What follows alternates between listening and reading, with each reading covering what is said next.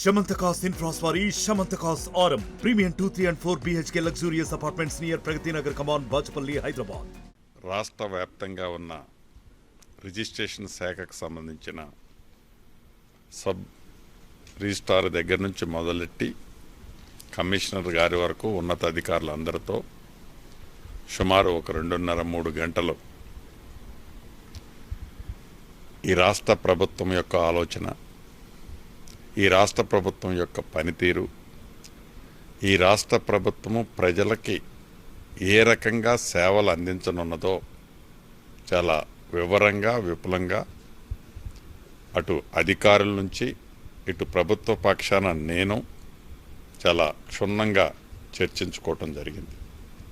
దీంట్లో భాగంగా అధికారులు ఏదైతే ఈ చేసే పనితీరులో ఏవైతే ఇబ్బందులు సుమారు 2.5 సంవత్సరాల నుంచి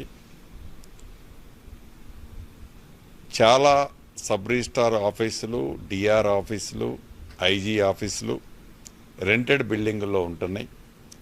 ఈ రెంటెడ్ బిల్డింగులో ఉన్న ఇళ్ళకి రెంట్లు ఇవ్వక 2.5 సంవత్సరాలైంది. కరెంటు బిల్లులు కట్టక 2 సంవత్సరాలైంది. అధికారులు వాడే కార్లకి బిల్లులు పే చేయక 2.5-3 సంవత్సరాలైంది. చివరికి నెల జీతాలు తీసుకునే కాంట్రాక్టు ఎంప్లాయీస్కి కూడా శాలరీస్ ఇవ్వక 2 ఇయర్స్ అయిందని అక్కడ స్థానికంగా ఉండే ఇబ్బందులు, అదే రకంగా టెక్నికల్గా ఈ ఇంటర్నెట్ ఇతరత్ర ఉండే ఇబ్బందుల్ని అధికారులు వివరించడం జరిగింది. ఈ రాష్ట్ర ప్రభుత్వ పక్షాన వారికి ఒకటే హామీ ఇచ్చాను. వారు చేసే పనితీరును బట్టి వారికి ప్రమోషన్లు, వారి పనిచేసే స్థానాన్ని నిర్ణయించటం, ఏ రకమైన ఇన్ఫ్లుయెన్స్ లేకుండా మొన్ననే సుమారు ఒక 800 మందిని వివిధ స్థాయిలో ఉన్న అధికారుల్ని సుమారు 12-14 సంవత్సరాలు ఒకటే ప్లేస్లో పనిచేస్తున్న వారిని ట్రాన్స్ఫర్ చేయటం జరిగింది.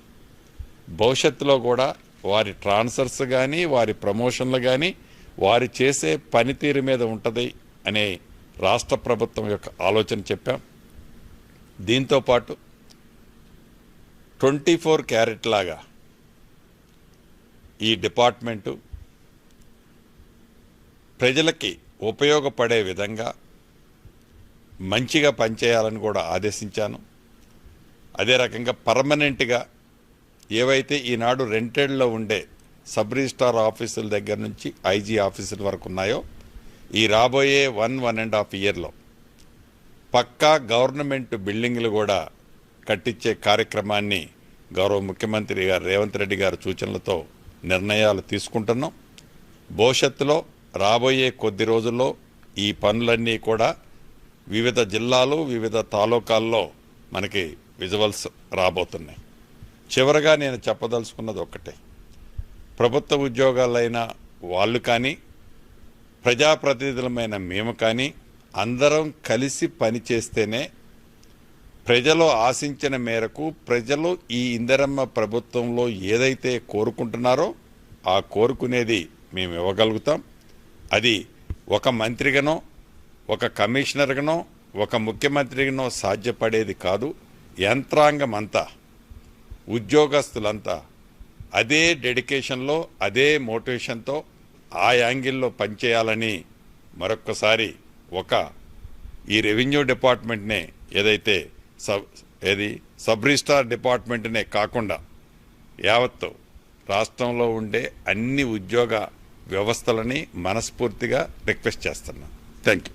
మరిన్ని వీడియోస్ కోసం ఛానల్ ని సబ్స్క్రైబ్ చేయండి. లేటెస్ట్ అప్డేట్స్ కోసం వాట్సాప్ ఛానల్ ని ఫాలో చేయండి. అండ్ లింక్ డిస్క్రిప్షన్ లో ఉంది.